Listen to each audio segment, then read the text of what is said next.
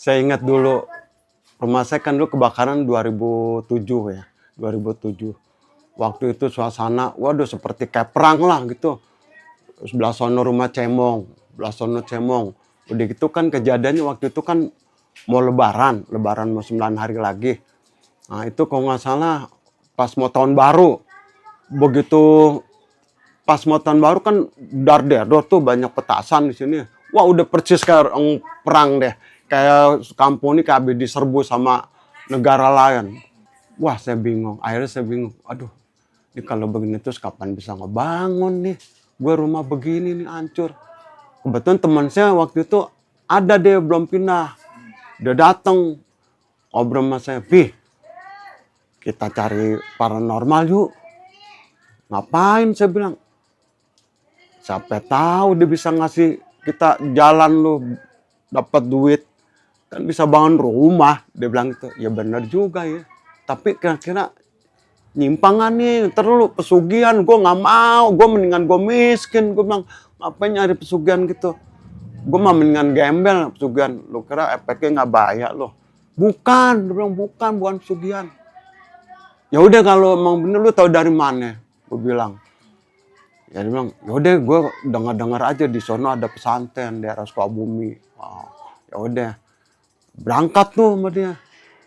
Bilang, gue nggak punya duit nih, nggak punya ongkos. Iya, wah kebeneran. Dia bilang, gue punya tabung gas. Dulu waktu pas pertama dapet tabung gas itu gue ada 6 biji kebakar semua. Gue mau jual nih. Kebetulan nih orang-orang Madura kan keliling-keliling nyari barang bekas besi. Gue jual. Ntar gue jual ya, kita berangkat nih. Nah terus begitu dia saya jual dapet nih 150.000. Berikut bekas-bekas perabotan lain, tempat tidur, sepeda saya rongsokan lah. Saya gabungin tuh, dapet 150.000. Akhirnya udah berangkat.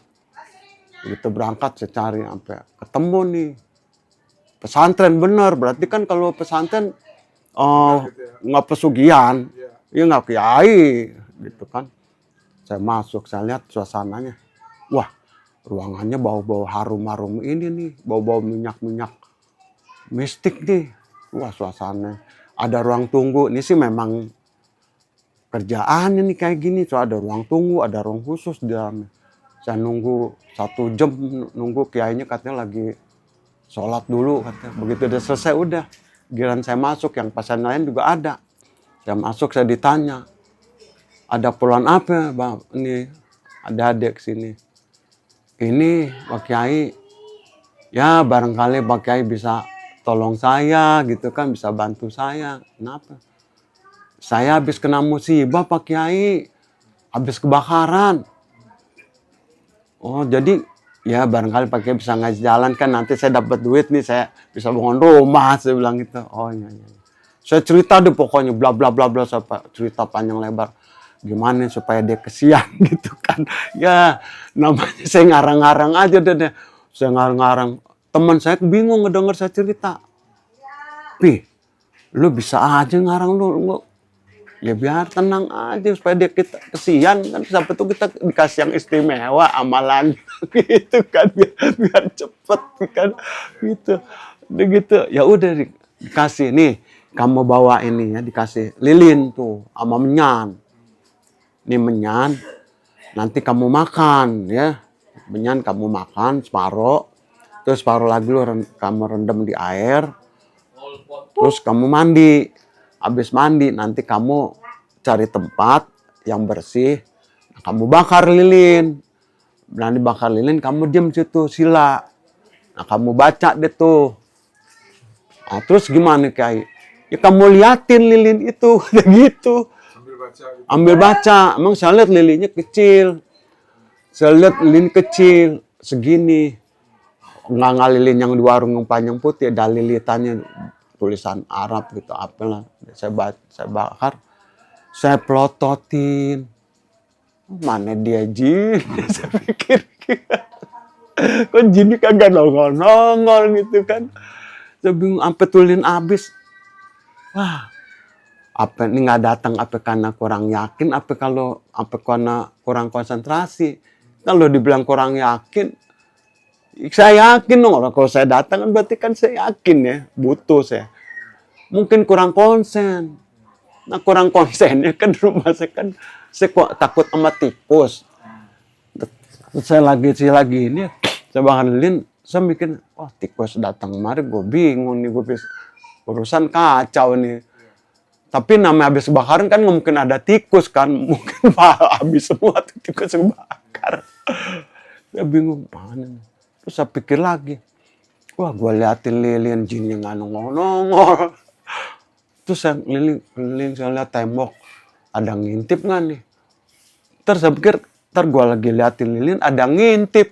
Ntar disangkanya, waduh, si Cepi jagain lilin, siapa yang jadi babi? Jadi kan gitu kan. Saya jadi gak konsen. Saya ngerendung tuh, pas udah kejadian begitu. Terus saya ngomong sama teman, gimana kita nggak hasil? Lu hasil nggak? Enggak, gue juga mikir kayak lu sama gitu kan. Ya udah kita nggak bakat. Di situ saya ambil hikmahnya, Badin. Kenapa kita harus begitu kan? Kan memang ini semua udah kehendak yang kuasa gitu kan. Kalau Allah mau ambilnya harta kita, kenapa kita harus ngotot cari penggantinya dengan cara begitu? Walaupun itu seorang kiai di tempat pesantren, kita dengan jalan cara kayak gitu, kan belum tentu dibenarkan juga. Kenapa kita nggak usah aja?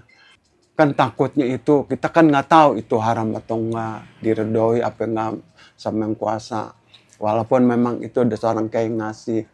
Ternyata kan buktinya lu disuruh nemuin kalau nemuin jin. Masa jin yang mau ngasih duit lu? Kan saya mikir gitu. Iya gue salah ya. Itu saya baru sadar. Makanya itu kita disuruh merenung untuk menelaah gitu nih pekerjaan kita nih benar apa enggak, diridhoi enggak sama Allah gitu kan, yang kuasa. Saya pikir, ya kan yang saya tahu kan tuh pesantren, saya bukan pesugihan. Ternyata, ya mungkin ya nggak boleh juga gitu kan, takutnya jalan salah. Ya udah hikmahnya, ya udah kita nikmatin aja, emang udah takdir kayak gitu kan. Jadi intinya janganlah lo kayak gitu-gitu minta-minta gitu, apalagi amalan sesuatu gitu kan, nanti ujung-ujungnya nanti buktinya lu nggak berhasil gitu kan, berarti kan Allah nggak ridho. Gitu ya udah. Nikmatin nanti gua kalau mau ada rezeki rumah lu nanti bangun gitu kan. Ternyata rumah teman saya sih dibangun gitu kalau saya belum sampai sekarang gitu kan. Hikmahnya kan di situ. Oke, saya pikir, oh iya juga sih ya. Ya udahlah, kalau emang Allah berkehendak kita gini, ya terima aja. Ngapain kita harus matian cari sono, cari sini, cari amalan, wirid ini, wirid itu. Ya udah kita istiqomah aja, ibadah aja. Nanti juga Tuhan tahu apa yang kita perlu kita butuhin. Tuhan Maha Kuasa. Kalau Allah berkehendak, masa apa sih yang mau ngalangin kita? Ya udahlah. Tapi akhirnya ya benar juga, alhamdulillah lah, walaupun keadaan begini kan ya nggak susah-susah amat. Secara fisik memang saya kelihatan ya emang susah sih gitu. Tapi kan kita ambil hikmahnya semua ini kan ya udahlah. Yang penting kita jangan sampai keleleran gitu kan, ketidur di kolong jembatan, walaupun rumah begini masih bisa berlindung. Kalau kita dibandingin sama yang lain kan tinggal di kolong jembatan, masih ngontrak, kita keadaan begini yang penting masih rumah sendiri, nggak ngontrak gitu kan. Itu hikmahnya sih itu, masih alhamdulillah lah masih ada yang peduli gitu kan.